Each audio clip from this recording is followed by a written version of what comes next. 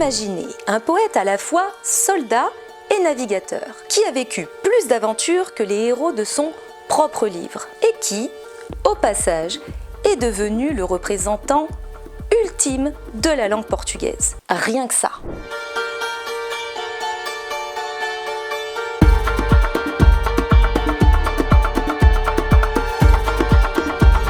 Luís Vaz de Camões, né vers 1524. On n'est même pas sûr de la date. Ça commence bien. C'est le poète portugais par excellence, l'auteur des Lusíadas, l'épopée nationale qui raconte les exploits du grand navigateur Vasco da Gama. En gros, ce livre, c'est un peu comme si la divine comédie de Dante et Pirates des Caraïbes avait eu un enfant. Ce que tu dis n'a aucun sens. Genre un truc à la fois profond, mystique et salé.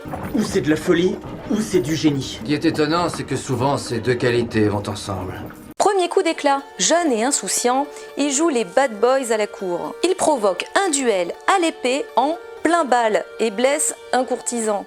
C'est pas de bol. Bon après, il l'avait sûrement mal regardé, il faut dire les choses. Résultat, il est contraint à l'exil. Deuxième galère, il s'engage dans l'armée, part en guerre et perd un œil au combat. Mais le gars ne lâche rien, il a vraiment pas froid aux yeux. Enfin, ce qu'il en reste. Troisième round, il embarque en 1553 pour un périple au bout du monde, direction l'Asie.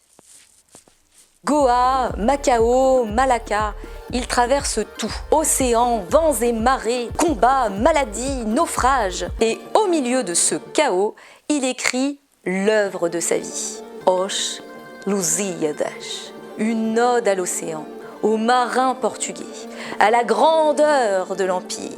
Et là, plot twist, en 1559, il fait de nouveau naufrage au large du Cambodge. Vraiment un très mauvais karma. Le bateau coule et, en un clin d'œil, il se jette à l'eau avec son manuscrit à bout de bras et nage d'une seule main pour le sauver des vagues. Littéralement, le mec a failli se noyer pour sauver son bouquin. En 1572, Os Lusíadas est publié.